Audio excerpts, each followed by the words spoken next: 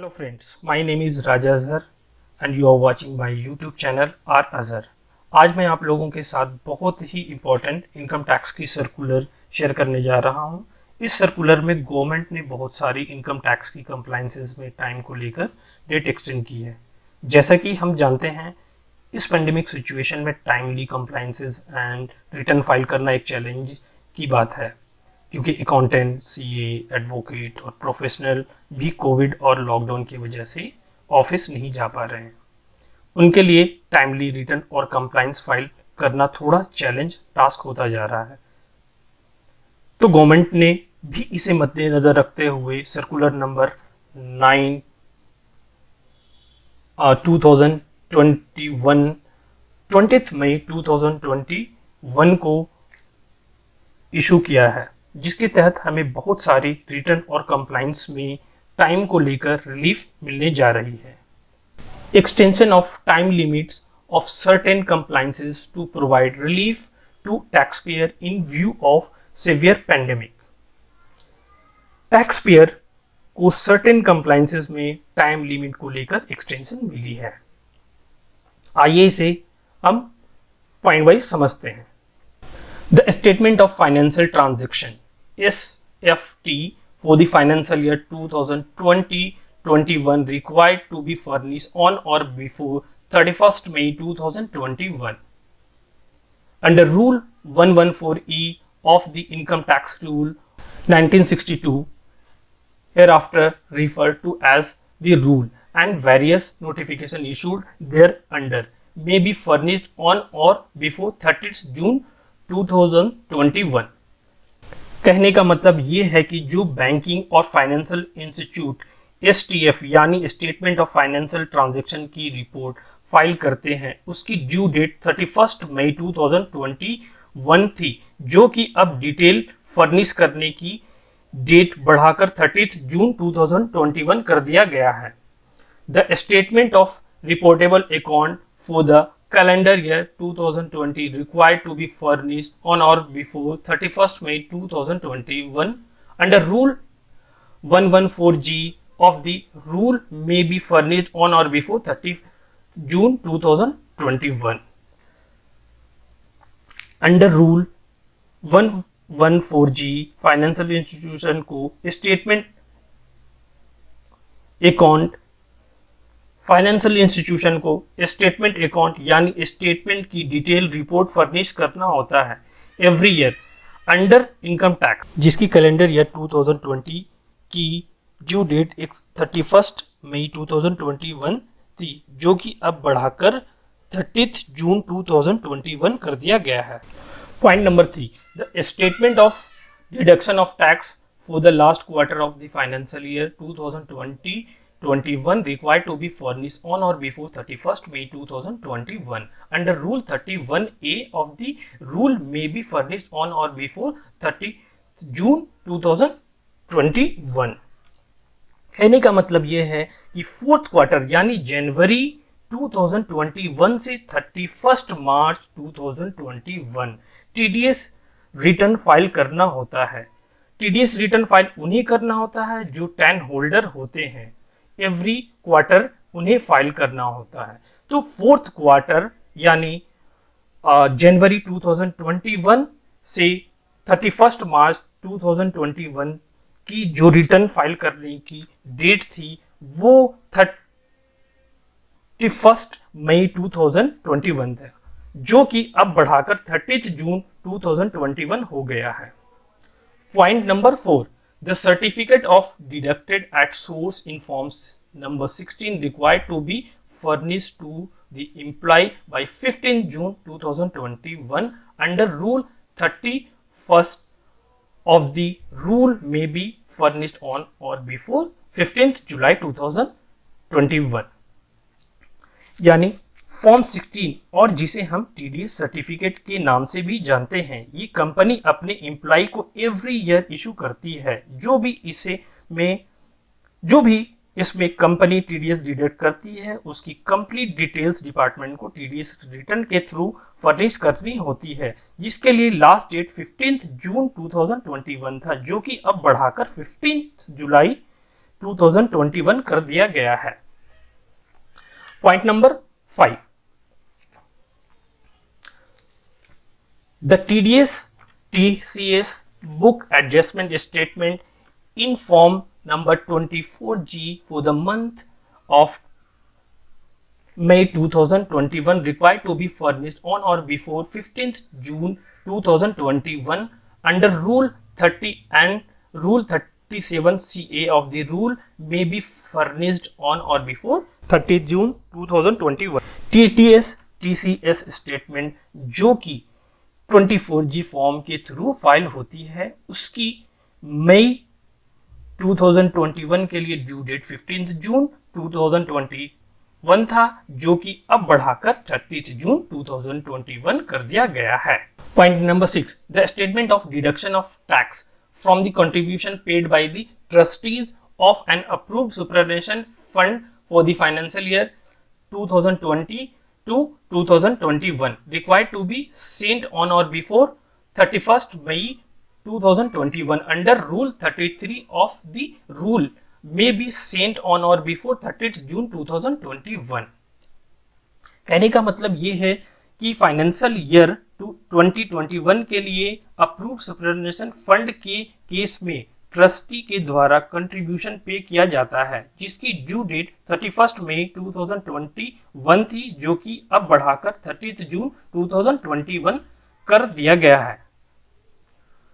Point number 7, the statement of income paid by an investment fund to its unit holder in form number 64D for the previous year 2020 to 2021 required to be furnished on or before 15th June 2021 under Rule 20CB of the rule may be furnished on or before 30th June 2021।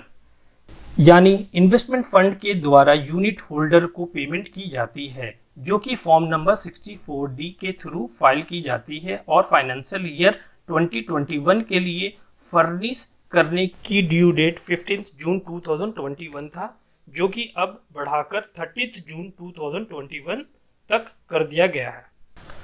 Point number 8, the statement of income paid और credit by an investment fund to its unit holder in form number 64C for the previous year 2020-21 required to be furnished on or before 30 June 2021 under Rule 12CB of the rule may be furnished on or before 15th July 2021।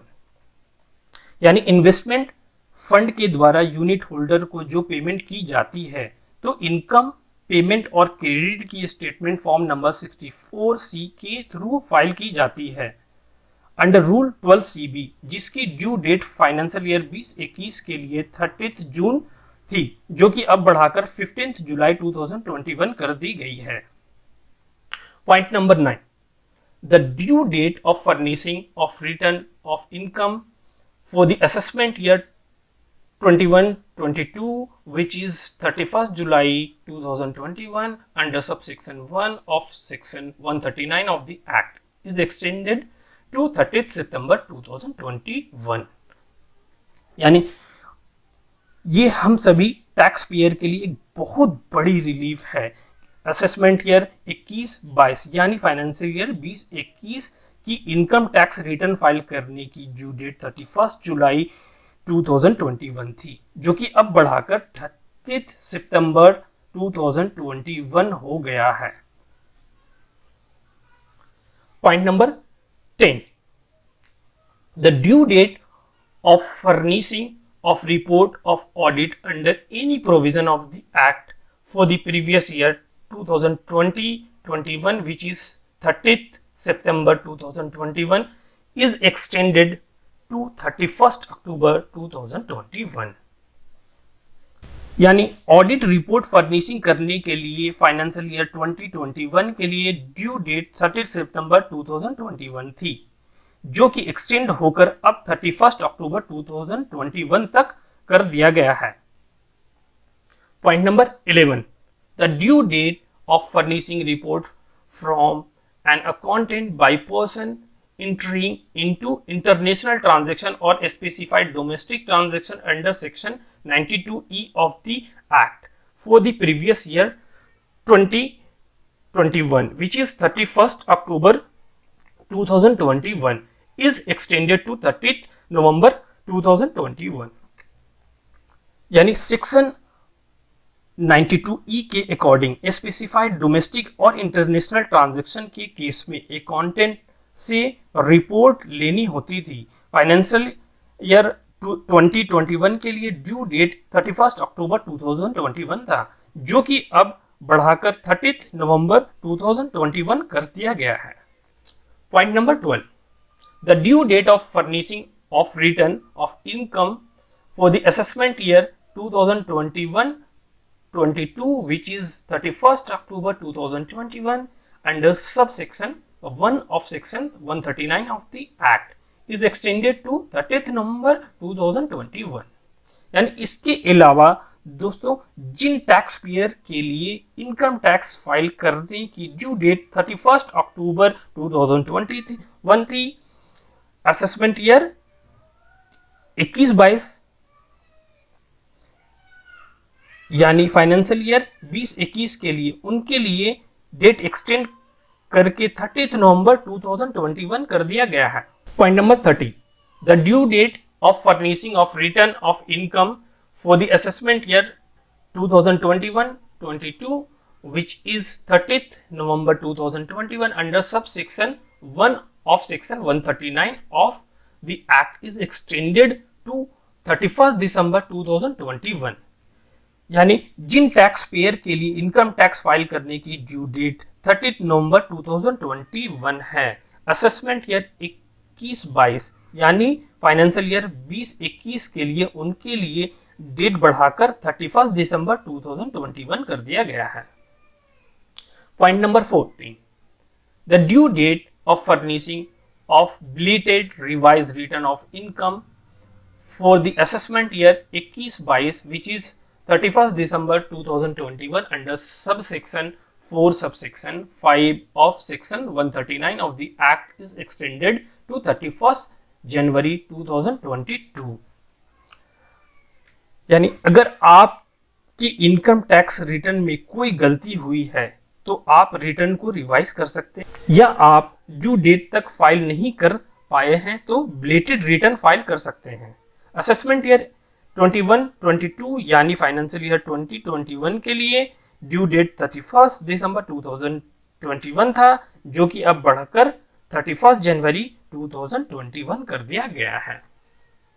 अब दोस्तों clarification में क्या कहा गया उसे देखते हैं। Clarification number 1, it is clarified that the extension of the date as referred to in clauses 9, 12 and 13 above shall not apply to explanation 1 to section 234A of the Act in case where the amount of tax on the total income as reduced by the amount as specified in clause 1 to 6 of subsection 1 of the section exceeds 1 lakh rupees।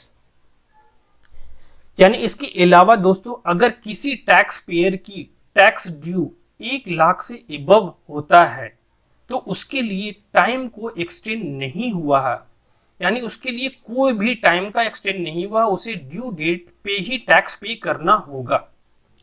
Clarification number 2, for the purpose of clarification 1 in case of individual resident in India refer to in subsection 2 of section 207 of the Act, the tax paid by him under section 140A of the Act within the due date without extension under this circular provided in that Act shall be deemed to be the advance tax।